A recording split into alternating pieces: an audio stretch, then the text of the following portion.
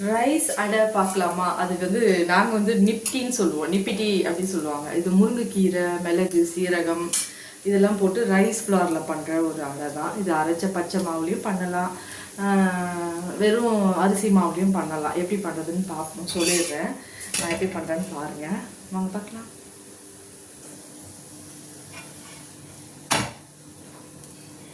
தட்டலாம் பழக்கம். நான் அப்படியே டேரெக்டாக தான் கல்லில் தோசைக்கல்லில் தட்டுவேன். எப்படி தட்டுறேன்னு பாருங்கள்.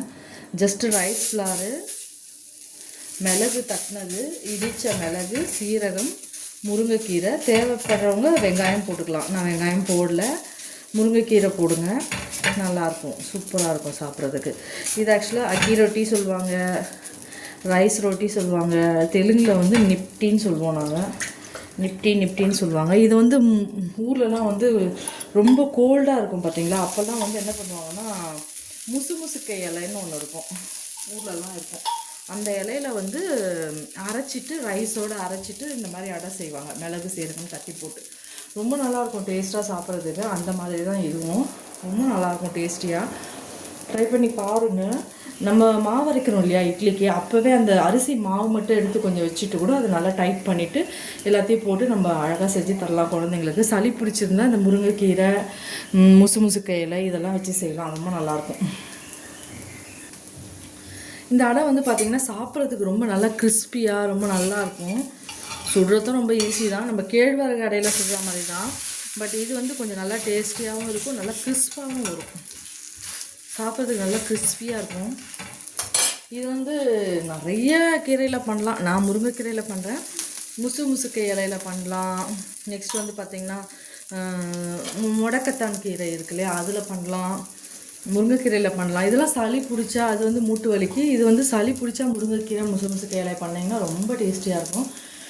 அவ்வளோ கிறிஸ்பியாகவும் டேஸ்டியாகவும் இருக்கும். இந்த மிளகு சீரகம் நம்ம போடுறதுனால கடிச்சு சாப்பிட்றச்ச நல்லா டேஸ்டியாக இருக்கும். நல்லா இன்னும் ஃப்ரை ஆனோன்னு காட்டுறேன் பாருங்கள்.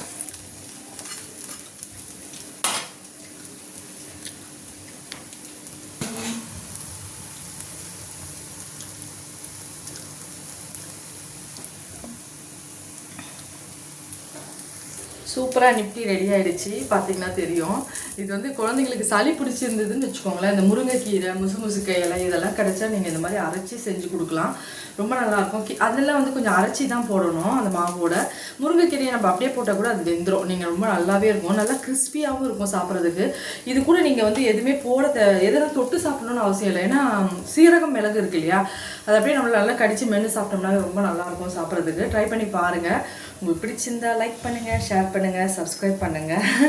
எங்கள் வீட்டில் வந்து எங்கள் பையன் வந்து சிரிச்சுட்டு போகிறான். ஏன்னா அவனுக்கு இது பிடிக்காதுன்னு சொல்லிட்டு அவன் வந்து எனக்கு டிஃபனே வேண்டான்னு சொல்லிட்டு நான் ஹோட்டலில் வாங்கிக்கிறேன்னு சொல்லிட்டு ஹோட்டலில் வாங்கிட்டு வரான். ஏன்னா நான் வந்து எல்லாருக்கும் அட்வைஸ் பண்ணிகிட்டு இருக்கேன் சாப்பிடுங்கன்னு சொல்லிட்டு. அவன் வந்து இந்த மாதிரி அவனுக்கு வந்து இந்த அடை இந்த மாதிரி டைப்லாம் சுத்தமாக பிடிக்காது, அவர் சாப்பிட மாட்டார், அதெல்லாம் அவருக்கு பிடிக்காத விஷயங்கள் அதெல்லாம். அதனால் அவர் என்னை பார்த்து சிரிச்சிட்டு போகிறார். ஆனால் உண்மையிலேயே ரொம்ப நல்லதுங்க. முருங்கைக்கீரை வந்து சளி பிடிச்சா ரொம்ப நல்லது சொல்லுவாங்க. முசுக்கை இலையெல்லாம் ஊரில் கிடைக்கும், உங்களுக்கே தெரியும்னு நினைக்கிறேன். இந்த மாதிரி அடை தட்டி சாப்பிட்டு பாருங்கள், செம்மையாக இருக்கும் டேஸ்ட்டு. எதுனா டிஃபன் இல்லாத டைமில் இந்த மாதிரி பண்ணி பாருங்கள், சூப்பராக இருக்கும். ட்ரை பண்ணி பாருங்கள். பிடிச்சிருந்தா லைக் பண்ணுங்கள், ஷேர் பண்ணுங்கள், சப்ஸ்கிரைப் பண்ணுங்கள். நிறைய பேர் வந்து பார்க்குறீங்க, பட் ஆனால் லைக் யாரும் பண்ணுறதே இல்லை, சப்ஸ்கிரைபும் யாரும் பண்ணுறதில்ல. தயவு செஞ்சு சப்ஸ்கிரைப் பண்ணுங்கள். Okay, thank you.